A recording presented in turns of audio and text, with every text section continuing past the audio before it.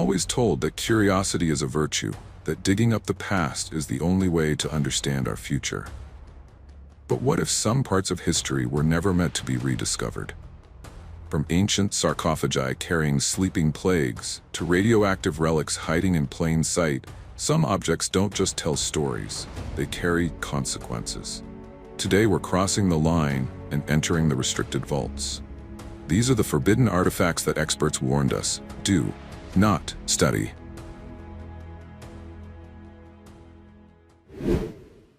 When we think of Egyptian mummies, our minds immediately go to Hollywood. Golden masks, wrapped bandages, and ancient curses written in hieroglyphs. We've been fascinated by them for centuries. But if you talk to a modern bioarchaeologist, their fear isn't about a supernatural mummy walking through walls. Their fear is microscopic. You see, for decades, we treated mummies like museum trophies. In the Victorian era, people actually had unwrapping parties. They'd sit around, sip tea, and peel back the linen of a 3,000-year-old corpse just for fun. They thought the only thing they were releasing was dust. They were wrong. Think about what a mummy actually is. It's a biological time capsule. When the Egyptians preserved these bodies, they weren't just preserving skin and bone. They were inadvertently sealing in every pathogen, every virus, and every fungus that the person carried at the time of their death. We're talking about things like smallpox, tuberculosis, or even ancient strains of the plague. Experts warn against studying these remains in open environments for a very specific reason: pathogen persistence. Take, for instance, the fungus Aspergillus flavus.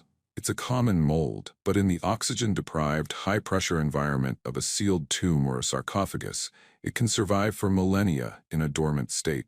The moment a researcher cracks that seal and takes a deep breath of that ancient air, those spores enter a warm, moist human lung.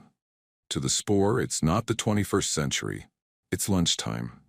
In the 1970s, when the mummy of Ramses II was flown to Paris for treatment, researchers found it was literally being eaten by nearly 100 types of fungi. The experts working on him had to wear full-body biohazard suits.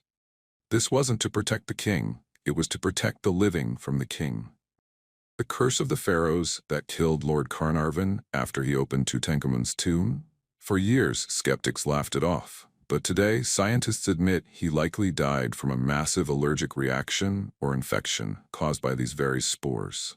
Every time we drill a tiny hole into a sealed coffin to insert a fiber optic camera, we are taking a gamble.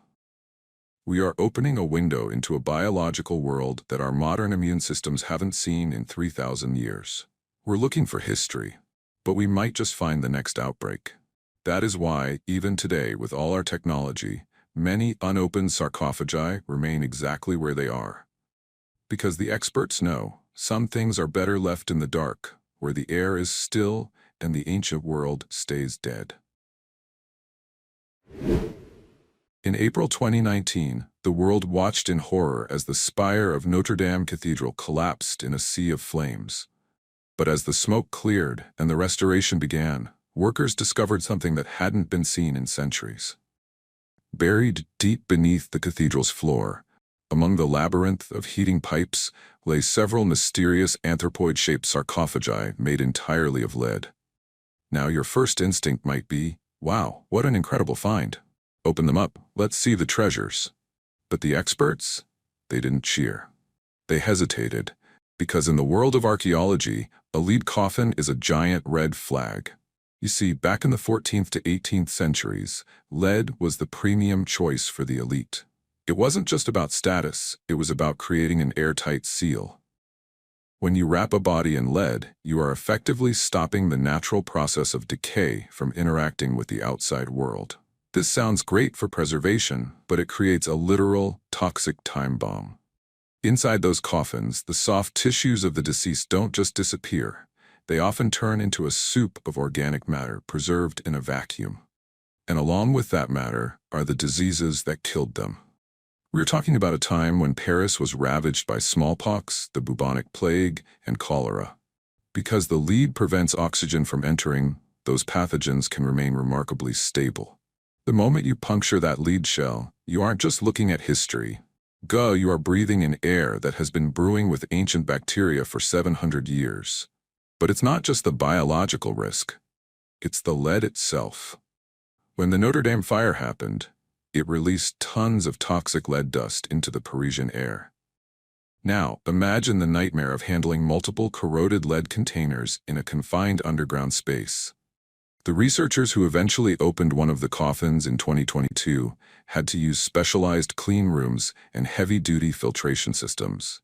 Inside, they found a high-ranking canon and a young nobleman. His skull sawn open for embalming, his body surrounded by flowers. It was a beautiful, haunting image. But the scientists couldn't stay to admire it for long. Every minute the seal was broken, the risk of lead poisoning and microbial exposure grew. Experts warn that studying these artifacts is a race against time and toxicity. If the seal is compromised, the body inside begins to liquefy and mold almost instantly when it hits modern air. We are forced to use robotic cameras and X-rays because, frankly, the human body isn't built to handle the breath of a 14th century tomb. It's a reminder that sometimes the most precious historical finds are also the most volatile.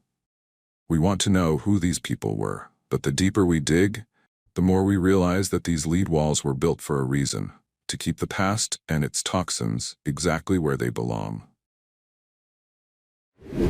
Now, let's move from the dark, damp tombs of Paris to something much more domestic, but in some ways even more unsettling.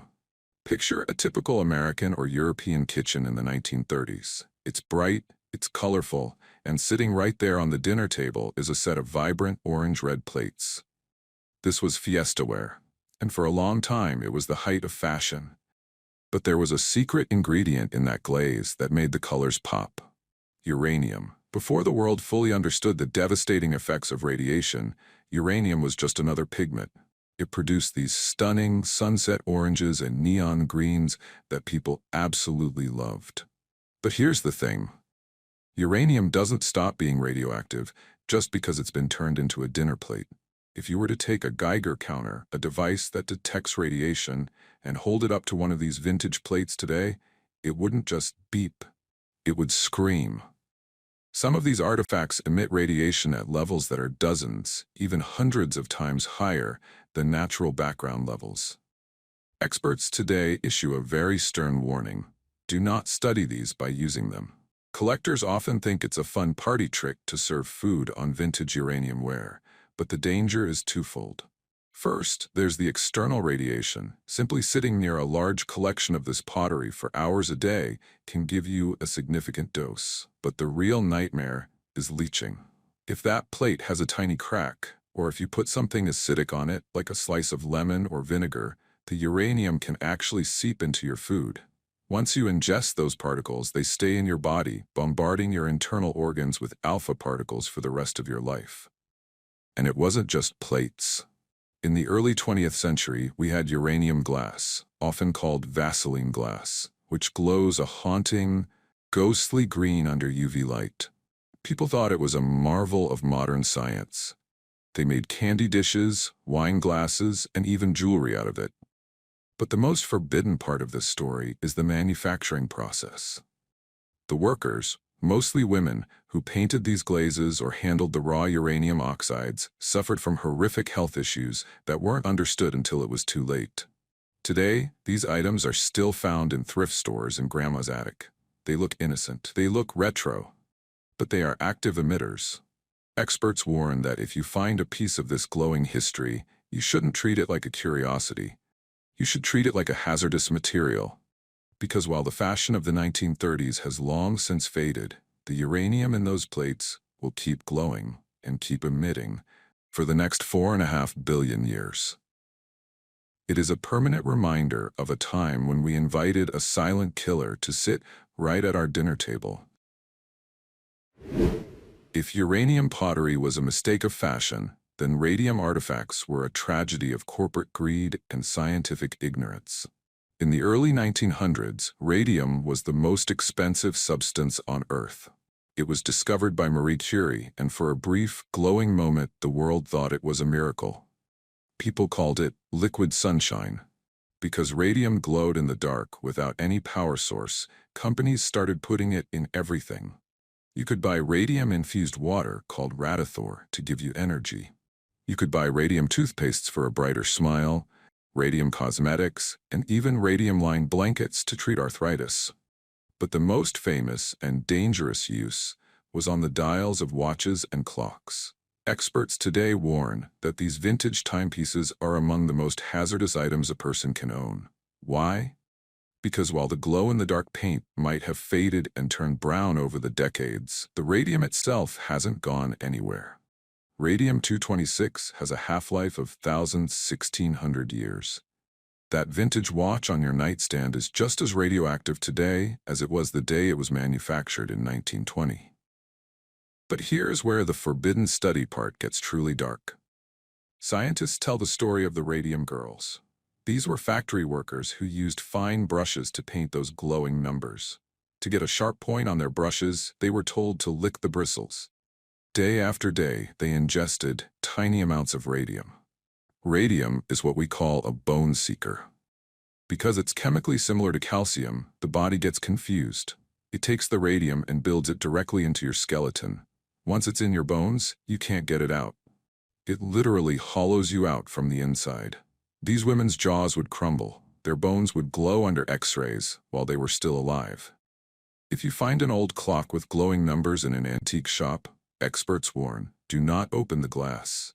When radium decays, it turns into radon gas. If that watch face is cracked or opened, you aren't just touching a radioactive metal, you are inhaling a concentrated cloud of radon, which is the leading cause of lung cancer among non-smokers. I've seen collectors who keep these in glass cases, thinking they're safe. They aren't. Gamma radiation from radium can pass right through that glass. Every second you spend studying these objects up close, you are receiving a dose of history that your body will never forget. The value of these artifacts today isn't in their beauty or their craftsmanship. Their value is as a warning. They represent a time when humanity fell in love with a killer because it looked like light. Experts tell us not to study them because the lesson has already been learned, written in the hospital records of the thousands who died believing that the glow was a gift. Sometimes, the most beautiful things in the world are the ones that are trying the hardest to destroy us. For the next artifact, we have to move away from the world of Geiger counters and biohazard suits and step into a small, humid room in Key West, Florida. Sitting in a wooden chair, inside a glass case, is a doll. He's dressed in a white sailor suit, clutching a small stuffed lion. His face is pitted, his eyes are black beads, and his hair is said to be made of actual human remains. This is Robert, and according to local lore, he is the most cursed object in the world. The story begins in 1904. A young boy named Gene Otto was given the doll, reportedly by a disgruntled family servant who practiced Santeria or voodoo. Almost immediately, things changed. Gene's parents would hear their son talking to the doll in his room, but then they'd hear a completely different, much deeper voice answering back. They'd wake up to the sound of furniture being overturned, and when they'd rush in, Gene would be cowering in his bed, pointing at the doll and saying, "Robert did it." Now, if you're a skeptic, you'll say it was just an overactive imagination or a troubled child. But the forbidden part of Robert isn't just about his past.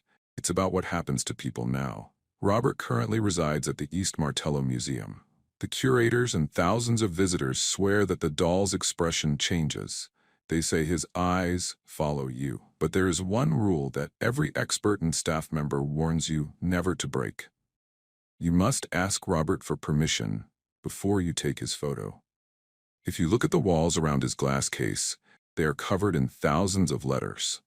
These aren't fan letters. They are apologies. People from all over the world write to Robert, begging him to lift the curses he's placed on them. They claim that after taking his picture without asking, they suffered car accidents, broken legs, financial ruin, or house fires. Why do experts warn people not to study or provoke this object? From a psychological perspective, Robert is a masterclass in suggestive fear. Even if you don't believe in ghosts, The sheer weight of a century of bad luck attached to one object creates a psychological environment where your brain begins to look for disaster. You become distracted, you become anxious, and suddenly you do have an accident. But there's something else.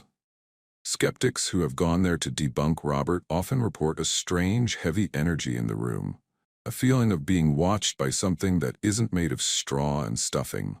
Whether Robert is a vessel for a dark spirit or just a mirror for our own deepest fears, he remains forbidden. Experts warn that studying him too closely, mocking him, or trying to uncover the truth behind the toy often leads to a spiral of misfortune that science can't quite explain. So, if you ever find yourself in Key West, standing before that glass case, just remember to be polite. Because even if you don't believe in the curse, Robert might believe in you. If you've ever seen the movie The Exorcist, you've seen this face. A snarling mouth, bulging eyes, the wings of an eagle, and the tail of a scorpion. This isn't just a Hollywood prop. This is Pazuzu, the ancient Mesopotamian king of the demons of the wind. And while museum-goers often walk past these small bronze statues without a second thought, historians and occult experts treat them with a very specific kind of respect and caution. You see, in the ancient world, Pazuzu was a paradox. He was a demon of famine and locusts, a bringer of storms and destruction. But he was also a protector. Pregnant women would wear amulets of his head to ward off the demoness Lamashtu, who was said to steal babies in the night. The logic was simple. It takes a monster to fight a monster. But here's why experts warn against studying or invoking the energy of these statues lightly. There is a concept in archaeology called residual intent. These statues weren't made for art. They were crafted as literal vessels. For thousands of years, people poured their deepest fears, their desperation, and their dark rituals into these bronze figures.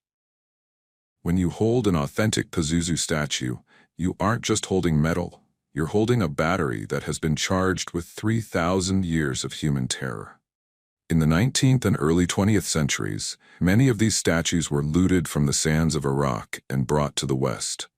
Almost immediately, stories began to surface. Curators reported feeling an oppressive heaviness in the rooms where Pazuzu was kept. Some claimed the air would grow cold, or a smell of rotting vegetation would manifest out of nowhere. Is it a curse, or is it something deeper?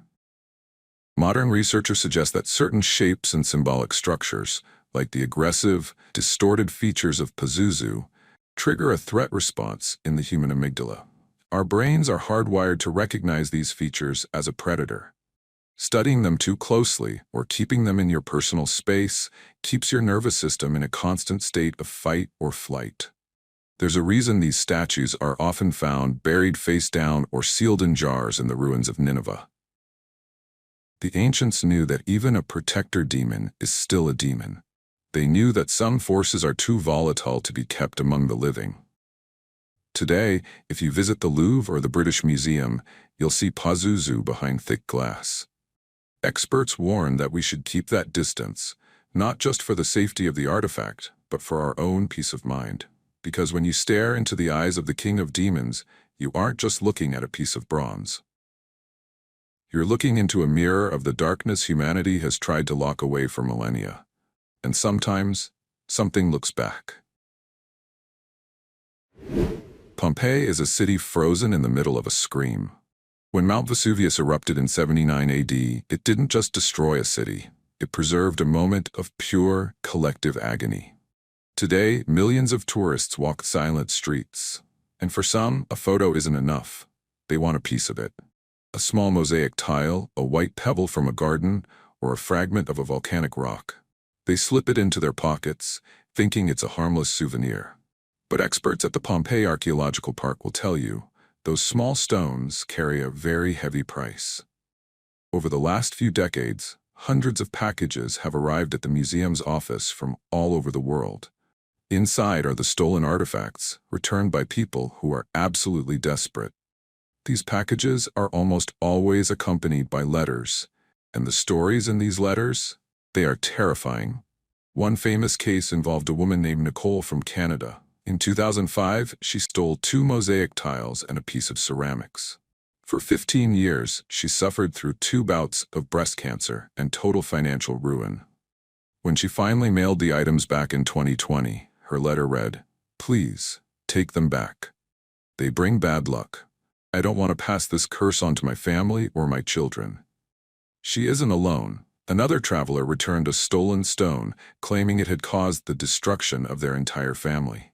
Another said that the moment they brought the artifact into their home, their life became a series of inexplicable tragedies. Why do experts warn people not to study or touch these ruins? From a historical perspective, every pebble is a piece of a crime scene. But from a spiritual perspective, there is the curse of Pompeii. Critics call it a confirmation bias, that people just blame the artifacts for their natural misfortunes. But think about the nature of Pompeii. It is a mass grave. Thousands of people died in terror, and their city was sealed in ash. To take a piece of that city is, in a sense, to take a piece of that suffering home with you. The museum has actually created a permanent exhibition of these returned items and the letters that came with them. It's one of the most visited parts of the park, not because the artifacts are beautiful, most are just plain rocks, but because of the raw human emotion in the letters. Experts warn that some places on Earth are not meant to be dismantled. Pompeii is a place of memory, a place of mourning. When you take a piece of it, you break the sanctity of that memory. Whether the curse is real or psychological doesn't really matter. The result is the same. The objects refuse to be owned. They want to be back where they belong, in the city of ash, under the shadow of the volcano. The lesson is simple. History isn't a gift shop. And some souvenirs, they will cost you everything. We've explored the dangers buried beneath the soil, but now we have to go deeper. Beneath the waves of the Baltic Sea, the North Sea, and even the coast of the United States, there's a fleet of ghosts. These are the chemical shipwrecks, vessels intentionally sunk or lost during the chaos of world wars, carrying a cargo so deadly that experts have declared them no-go zones for eternity. Imagine a ship like the SS Richard Montgomery sitting just off the coast of England. It's packed with over 1,400 tons of high explosives. But she isn't alone. In the deep trenches of the ocean, there are hundreds of ships filled with thousands of tons of chemical weapons, mustard gas, sarin, and nerve agents. At the time, the world thought the ocean was a perfect landfill. They believed the pressure and the cold would keep these chemicals contained forever. But they forgot one simple thing. Salt water eats metal. Experts today are sounding a desperate alarm. After 80 years of immersion in salt water, the steel hulls and the thick casings of these chemical shells are corroding away. They are becoming thin, like eggshells, and we are starting to see the consequences. In the Baltic Sea, fishermen have pulled up clumps of what looks like amber in their nets. But when they touch it, it doesn't feel like stone, it begins to burn. It's not amber, it's white phosphorus, or solidified mustard gas that has leaked from a rotting shipwreck. It causes horrific chemical burns that don't stop, even underwater. Studying these wrecks is a nightmare for scientists. If you send a remote-operated vehicle, ROV, to explore, the slightest bump could collapse a rusted bulkhead, releasing a massive plume of toxins into the currents. If these chemicals enter the food chain, they don't just disappear. They bioaccumulate, moving from the smallest plankton to the fish on your dinner plate. There's a terrifying reality here. We don't have a plan to fix this. Trying to raise these ships is too dangerous. They might break apart and explode. Trying to seal them in concrete is nearly impossible at those depths. So these shipwrecks remain forbidden. They are underwater time bombs that are slowly, silently ticking away. Experts warn that we shouldn't study them as relics of the past, but as active threats to our future. They are a dark reminder that when we try to bury our worst mistakes in the deepest parts of the world, the ocean eventually sends them back to us. We wanted to forget these weapons, but beneath the surface, the ghosts of the 20th century are finally starting to breathe. So, what is the real lesson here?